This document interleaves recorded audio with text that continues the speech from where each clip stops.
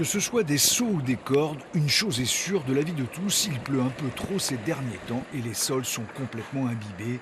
Du coup, pas facile de travailler. Voilà. Et ça vaut quoi ça?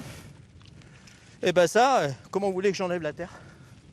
Les machines passent pas? La machine, elle n'arrivera pas à récolter. Jean-René cultive des légumes dans le Morbihan et habituellement à cette saison les poireaux sont déjà ramassés. Mais là, avec toute cette boue, impossible de finir la récolte.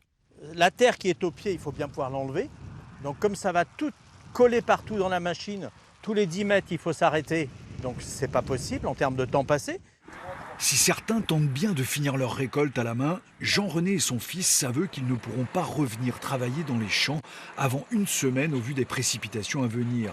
Des conditions qui, par ricochet, vont toucher d'autres légumes. Par exemple, aujourd'hui, il y a les carottes qui ne sont pas finies de récolter. C'est pareil, les machines n'arrivent pas à rentrer.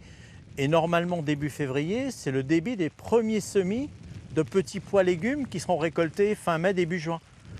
C'est le moment où, normalement, certains de mes collègues vont commencer à semer les épinards, par exemple.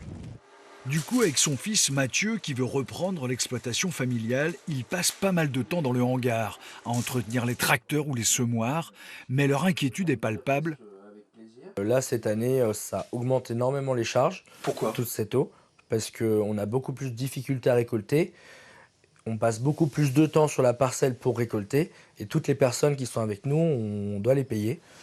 Une filière qui doit faire face à des prix de vente revus à la baisse auprès des particuliers comme des professionnels. Et au final, il reste 15 centimes de haricots sur cette valeur de boîte d'1,70 €.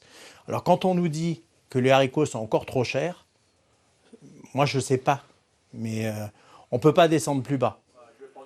Ajoutez à cela un poireau et un chou-fleur qui ont de moins en moins la cote auprès des consommateurs. Les producteurs de légumes semblent attendre avec impatience une éclaircie.